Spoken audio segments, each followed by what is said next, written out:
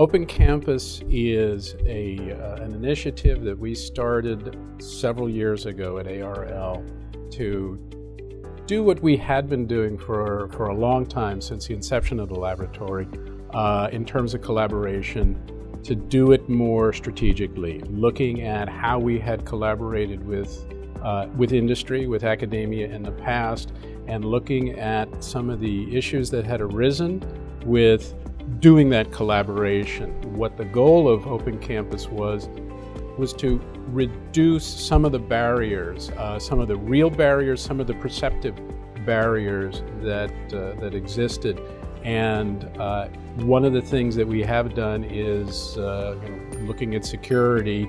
If we want people to come into our building, it is not very inviting when you have to go through a very long security process. And we looked at new technologies to improve the process of bringing people in, and when they're in the building, not to make it look so obtrusive. So that's been very successful. We have had people from foreign countries. We've had visitors from China and Iran who have come into our facilities, working in cooperation with us, but they have unfettered access to certain areas of the laboratory. So that's a very physical change that we've made in the laboratory. But we've also changed our perspective on collaboration.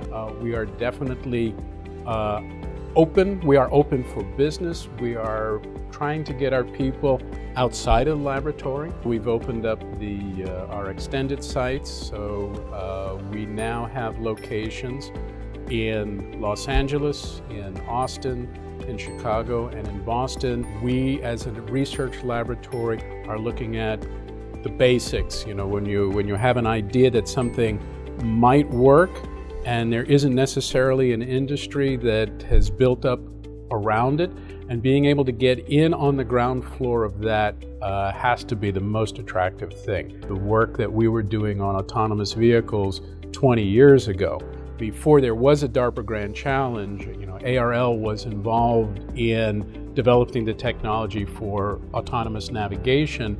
20 years ago, we had a program called Demo 1. We had partners in that program, but I can remember I believe it was in 1998, where they took a Humvee and showed that it could drive on its own around the ARL garrison. That was 20 years ago. Imagine if somebody had been involved, then before there was, before Google had started its stuff. This is what makes us attractive. The IP store has given us the opportunity to put our IP out there for people to look at, and if they are interested, to license. The beauty of the internet allows us to do that. Before that, I don't know how anybody would have known what is our patent portfolio. Now it's out there, it is available. The IP store is set up in a way so that if you are interested, there is a template that you can use for purchasing the license to that. It has been open for a year and a half. We have had 4 licensing agreements that have come through that.